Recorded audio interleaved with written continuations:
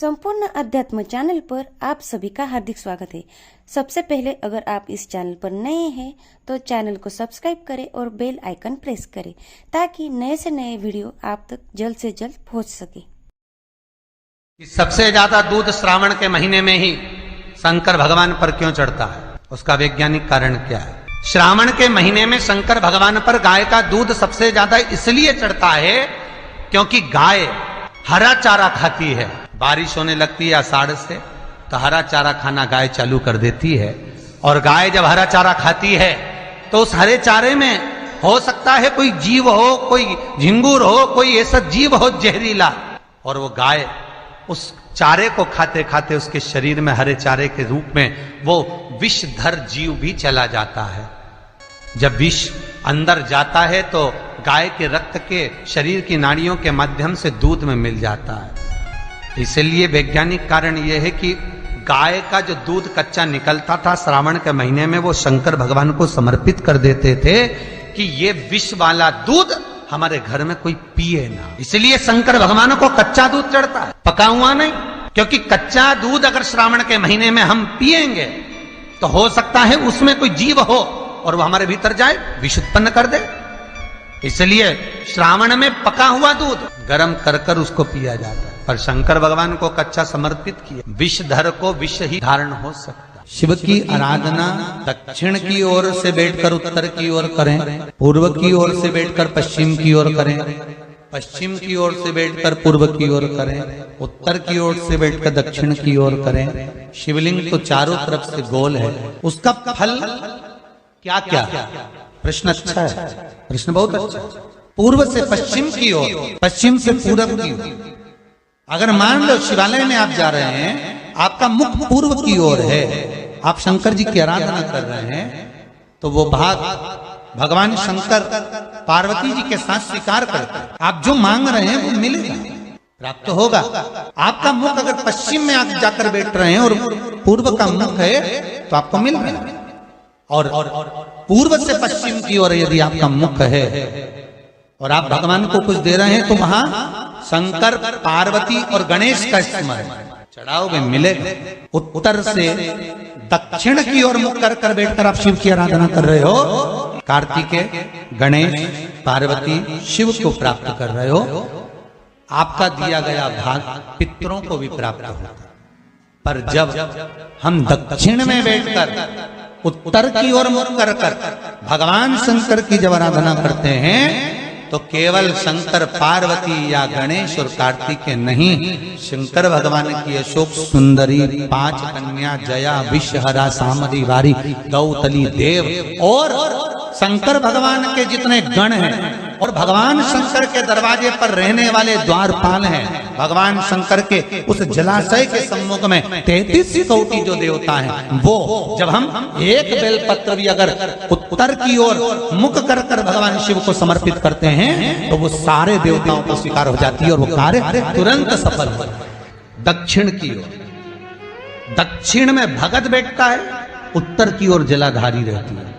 महाराज देखिए कितनी विचित्र लीला है। पंडित जी आपको पूजन करने बिठाएंगे तो कहेंगे पूरा पश्चिम में बैठो, पंडित जी अगर बिठाएंगे तो कहेंगे पूरा पश्चिम में बैठो, पर शंकर का अनुमोदन करने वाला, शिव का स्मरण करने वाला, शंकर की पूजन करने वाला, शंकर को जल चढ़ाने वाला अगर वो पूरब में बैठकर चढ़ा रहा है, पश्चिम में बैठकर चढ़ा रहा है, उत्तर में बैठकर चढ़ा रहा है, उसका फल मात्र 25% है।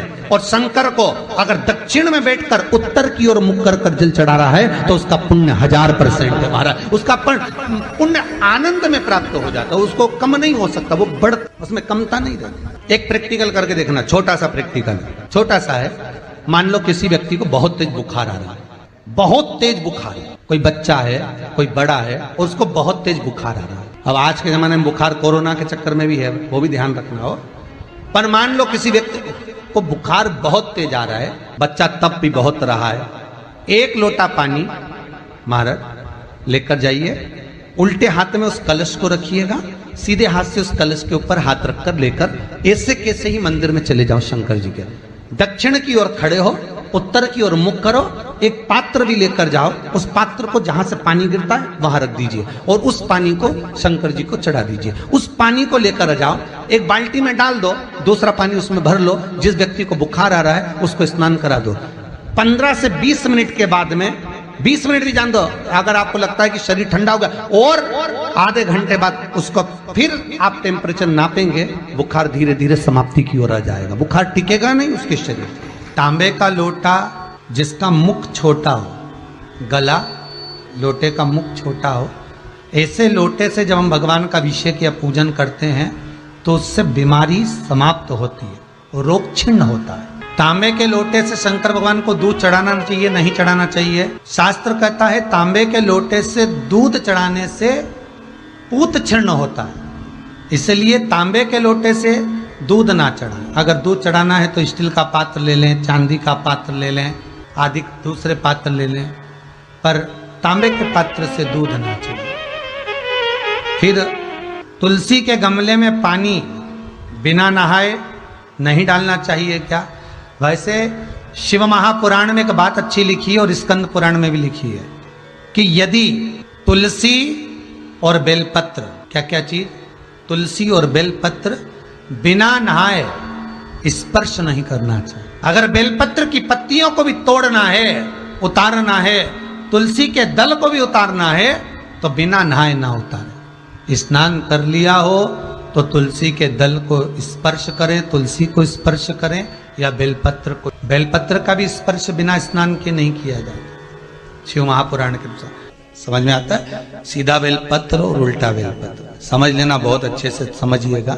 शिव जी के सम्मुख में शंकर भगवान के शिवलिंग पर जब बेलपत्र चढ़ता है तो बेलपत्र का जो सीधा भाग होता है वो शिव जी के शिवलिंग पर होना चाहिए, उल्टा भाग ऊपर होना चाहिए। बहुत ध्यान से समझना हो। जब नंदीश्वर को बेलपत्र चढ़ाते हो, नंदी जो बाहर होता है उसको बेलपत्र चढ़ाते हो, तो नंदी को 2 जगह बेलपत्र चढ़ती है, आपको ध्यान में होगा। पहली बेलपत्र नंदी को जब चढ़ती है तो नंदी के सामने चढ़ती है, तो उसका बेलपत्री का जो डंडी का मुख है वो नंदी की ओर होता है, और बेलपत्री की पत्ती का मुख शंकर जी की ओर होता है। समझ में आ रहा है सबको?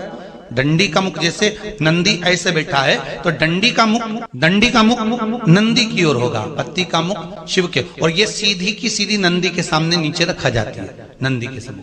और एक बेलपत्र जब नंदी के ऊपर चढ़ती है तो डंडी का मुख शिव जी के ऊपर होता है, और इस पत्ती का मुख नंदी के सिर पर नंदी की ओर होता है। ये दोनों में बहुत अंतर है महाराज। जैसे कोई बच्चा कोई कंपटीशन एग्जाम के लिए जा रहा हो या कोई परीक्षा देने के लिए जा रहा हो, पढ़ाई करे, स्मरण करे, तैयारी करे, वो अपनी जगह पर है। और ऐसा नहीं होता कि बच्चे पढ़ते नहीं है या तैयारी नहीं करते हैं। इसके बाद भी अगर उनका इंटरव्यू में पास नहीं होते या एग्जाम में पास नहीं होते तो उसके लिए ये दोनों बेलपत्री बड़ी काम करती है। बहुत ध्यान देना, जो नंदी के सामने बेलपत्र रखकर जाना, शिव जी के सम्मुख में बेलपत्र रखकर जाना, मतलब नंदी के सम्मुख में जब रखाएगी तो डंडी जम के बोली है कहां होना चाहिए? नंदी की ओर, और जब ऊपर रखाएगी तो डंडी शिव की ओर हो। ये 2 बेलपत्र रखकर शिव जी का स्मरण कर कर जाएं, कार्य सफलता की ओर बढ़ता है। कोई काम के लिए आप जा रहे हैं तो उसमें सफलता मिल जाती है, उसमें सफलता प्राप्त। शिव जी को बेलपत्र चढ़ा रहे हो, जो चिकना भाग है, सीधा भाग शिव जी के ऊपर, शंकर भगवान के ऊपर। थाली में अगर शिवलिंग का निर्माण कर रहे हो, पार्थिव शिवलिंग का निर्माण कर रहे हो, तो थाली में जब बेलपत्र रखोगे तो सीधी रखोगे, फिर उसके ऊपर शिवलिंग का निर्माण। अगर आप निर्माण करते हैं पार्थिव शिवलिंग का और बनाते हैं। अब एक नियम बड़ा विचित्र है शंकर पर जल चढ़ाने का, जो भाव वर्णित किया जाता है कि हम शंकर को मंदिर में जाकर जल चढ़ाते हैं तो खड़े खड़े चढ़ाएं कि बैठकर चढ़ाएं। बहुत ध्यान देना साहब। शंकर में मंदिर में जाकर हम भगवान शंकर को जल चढ़ाएं तो खड़े होकर चढ़ाएं कि बैठकर चढ़ाएं। अब 2 तरह का शिवलिंग है मंदिरों में, 2 तरह का शिवलिंग का निर्माण होता है, ठीक है? एक विष्णु शिवलिंग, एक शक्ति पार्वती शिवलिंग। बहुत ध्यान से सुनना। 2 तरह का शिवलिंग मंदिरों में होता है, 2 तरह का शिवलिंग मंदिरों में होता है, समझ लेना बहुत अच्छी तरह से। एक शिवलिंग वो होता है जो जमीन पर डायरेक्ट जलाधारी रहती है, शिवलिंग रहता है, ऐसी जलाधारी पूरी की पूरी, और शिवलिंग जमीन पर रखा रहता है, डायरेक्ट जमीन पर। आप जल ले जाकर चढ़ाए, निकल गया रास्ते से। एक शिवलिंग जो जमीन पर डायरेक्ट शंकर भगवान की जलाधारी और शिवलिंग रखा रहता है, वो शक्ति शिवलिंग कहलाता है। माता पार्वती का हस्त कमल उस शिवलिंग के सम्मुख में, और दूसरा शिवलिंग एक डमरू जैसा होता है। एक डायरेक्ट नीचे रखा हुआ शिवलिंग, और एक भगवान जो नीचे डमरू जैसी आकृति होती है, इस पे जो डमरू जैसा जो भाग बना होता है, ये भगवान विष्णु का हस्त कमल है, और ऊपर का जो भाग है वो भगवान ब्रह्मा का हस्त कमल है। इसको विष्णु शिवलिंग कहते हैं। आप शक्ति शिवलिंग का जब जब अभिषेक करें, बहुत ध्यान रखना अपनी जिंदगी में इस प्रसंग को।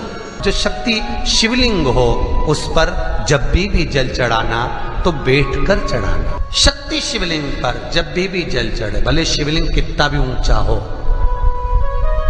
कितना भी ऊंचा हो, तो संगी से चढ़ा दो, पर जल बैठकर चढ़ाए। भले शिवलिंग कितना भी ऊंचा हो, पर अगर भूमि टच है, शिवलिंग अगर भूमि टच है, शक्ति शिवलिंग है, तो भले आधा शिवलिंग नहाए, आधे पर पानी जाए, पर बैठकर ही स्नान कराया जाता है।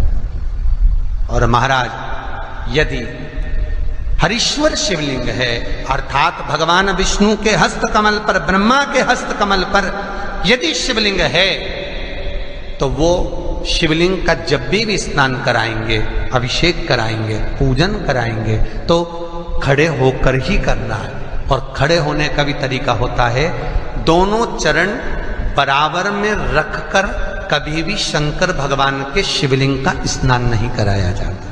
दोनों चरण बराबर रखकर, अगर हरीश्वर शिवलिंग है, किसी मंदिर में शंकर को जल चढ़ाने के लिए आप गए हो और शंकर को जल चढ़ा रहे हो, तो हरीश्वर अगर शिवलिंग है तो दोनों पांव बराबर रखकर नहीं, एक सीधा चरण थोड़ा सा आगे रखिए और उल्टा चरण थोड़ा सा पीछे रखकर भगवान शंकर का जलाभिषेक करने पर लक्ष्मी जैसे अपने चरण रहते हैं, भगवान शंकर उसी तरह।